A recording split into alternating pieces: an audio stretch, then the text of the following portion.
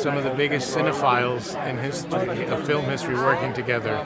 Tom and McHugh, everybody knows that they love movies more than I think anyone else. And their collaboration is always beautiful. And they work tirelessly, and it shows. It's the culmination of so much, decades of work. And as the years have gone on, Tom and now McHugh have gotten better at their craft, and that's always special to see. I was going to say Tom's aged like fine wine, but he's not aging. But whatever he's doing is doing right, and that's I'm here to see how he does it, and it's pretty fascinating. I don't think I know anyone with as much willpower who actually sets his mind and focuses and gets it done. Well, I can say Gabriel's on a different tangent this time. He may not be in the same relationship as he was with his source. So he's got nothing left to lose. That's all I have to say, and it raises the stakes. I'll tell you, that's a great question because raising the bar, there's only so far you think you can go. But I think what they do, the filmmakers, is they stay current with the times and with technology and the battle that humanity's always had between man and machine, between AI and the soul, your friends, like what matters, the life of your life, the life of your family, your friends, or by extension the entire world. And where do you draw that line? Where do you cut it off? Where do you say, I can't anymore? Oh my. I don't want to get emotional, but to be able to take my daughter to South Africa and go on safaris, things I never did, until then, to be able to have Tom fly my family around was, special. Well, it's so funny, I just mentioned that that's one of my favorite memories. I can also say, getting together with the crew after work, singing songs.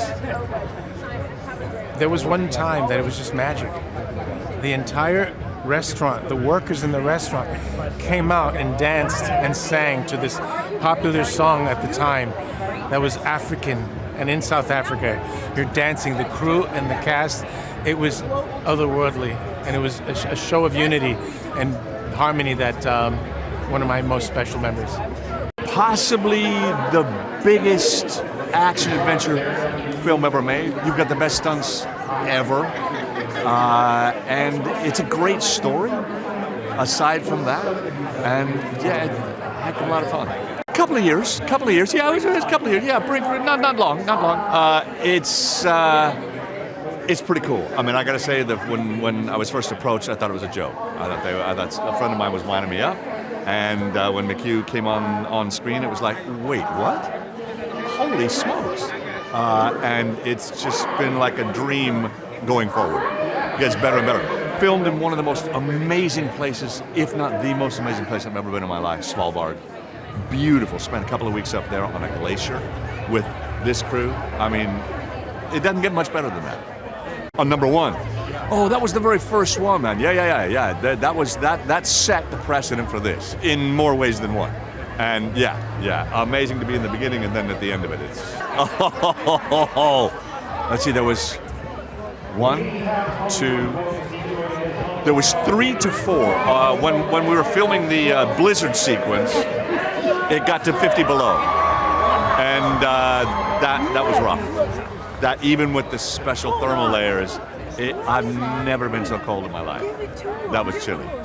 There's a lot from the previous films being wound up in this one, and yeah, and I think if you're a big fan of the Mission series, you're gonna love it. If this is your first mission, you're still gonna love it. Tom is a master of this, and then McHugh, the two of them together. It sounds like you're supposed to say this, but it's true. It's really true. The positivity on set, for a start. You walk in on my first day, it was just like, holy cow, and everybody's smiling. And on film sets, that's not always the way. This one, absolutely. And yeah, there's an excitement, there's a focus. people will wait. I mean, if things need fixing, they'll fix it. Let's stop. Let's do this again. Yeah, and it's very positive. It's not like, oh, come on. There's none of that. Which, for a work environment, is fantastic. I love it, yeah. I am watching it tonight. I used to live here for 30 years, so this is like, I come back every once in a while. It's my son standing over there somewhere. He lives here. So, yeah, it's nice to be back. Listen, because it was made for the big screen, for the IMAX screen, shot in IMAX and made for the largest audience that we can assemble. Just get all that. It felt magnificent to have, you know, one of the biggest global superstars to give you a call and say, come play. Felt pretty cool. I had to elevate that carriage, that posture, that authority, that take charge. But I'm a mom, so I'm a bit used to it. Do what I say. Do what I say. You know what? Just get ready to hang on to your seats. You know, your heart's going to be pumping. Absolutely. It's just mind-blowing. So get ready. But you already know. Fans already know what to expect. He's not quite sure initially, you know, because she can't show her whole hand, but he finds out pretty quickly. There's moments that bring you right into the emotion and the heart of it. All of those relationships of Tom with his team, of Ethan with his team, but then the sheer expanse, it has to be on an absolutely gargantuan screen for you to feel it in your ribcage. My brother, who's over there, when I rang him, he swore for quite a while. The Lady Bassett, right there. Fabulous woman. Yeah, my brother lost his mind. Because when you ring, I told Tom this, when you ring my brother's house, one of the films is always on in the background. So, other than Star Wars, I feel like he could die happy. Lady B, Lady B. Yeah, just a musical film. I'd love to do that. She's the admiral of the George H.W. Bush fighter carrier, and she needs to help a boy out. I mean, it's the final reckoning. So it all comes ahead right here, right now, and we're seeing it in real time. Action-packed adventure, incredible acting, and some twists and turns. It was an educational experience. You know, McHugh is such a teaching director, and Tom is very giving. He's a gentleman. I mean, for me, it's the breathtaking adventure that Ethan Hunt goes on, and it's unlike anything that I've seen. I had my first viewing of it in Cannes, and I was on the edge of my seat. I mean, from day one, he was very welcoming and always gave space for me to try different things. He was a wonderful scene partner. My biggest dream was to become an actor. I've achieved it, living it. Well, he can't get much bigger, but it's not just about the scale of it. It's how it's approached. You know, it's about size. It's about what, you know. There's something about the lovely analog nature of a biplane chase, which is kind of like something from a silent movie, but has the same reasoning behind it, really, which is like, this is what movies are for, what they're about. It's this massive, massive thing. Well, I was in the last one, so I can tell you everything. I was the head of the National Security Agency, I think, or Intelligence Agency. I have had a promotion, but I can't remember what it is. But I now have my name, and my name is Cotton Angstrom. Yeah. Great name. Well, Chris said, what do you want to be called? And I've got a thing about those particular kind of odd American names, like my favorite, the writer of The Magnificent Ambersons, who was called Booth Tarkington. You know, only in America. Or indeed Walton Scoggins, only in America. So I came up with this curious name, and that's my name. Yes, but you know, the interesting thing, I found this on the last one. I've said this before, but my friend Indira Varma was in that one, and neither of us knew we were in it, and we were so kind of terrified, and we saw each other across the room, and she just went, and we kind of hung on to each other, and we were surrounded by all these, what we assumed were sort of blue steel American actors, and then we discovered they were also terrified.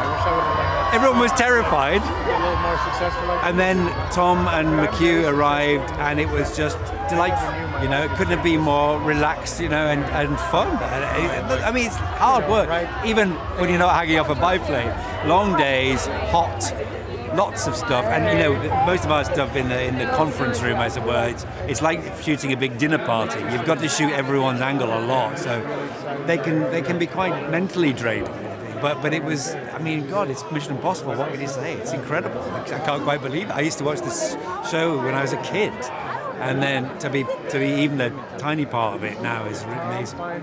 Well, you know, they talk about married couples finishing each other's sentences. They're sort of joined at the hip, and but also they're having such a good time. I mean, they brainstorm stuff. I remember the previous one. As we were about 3 days in or something, McHugh suddenly said, "I've had an idea about a Russian sub," and then by the end of the week they were building it. It was like, I wish it had come true. And it was like, and they'd just been thinking about the opening of the movie. Maybe that was needed to be bigger, and so it's extraordinary, really. But the thing I really take away from it is how much they laugh. They're having a good time, and it's infectious because it makes everyone feel relaxed, and they know everything about movies. And we talk constantly about classic movies and stuff we've been influenced by, and you know, and something wonderful happened. Can I say this? It might be a spoiler. Can you cut it out? All right. But we were talking about Armageddon. And I said to McHugh one evening, we were walking away from the set, and I said, the thing that's always preoccupied me is that, you know, if someone pressed the button, 5 seconds later, none of it would matter. You know, whatever political madness, and that's the thing, and it doesn't matter. Of course it doesn't, because whatever creed or political persuasion, you press the button, doesn't matter. We have none of us. And then the next day, he'd written it for me, and I say it in the film. None of this, but 20 minutes from now, none of this will matter.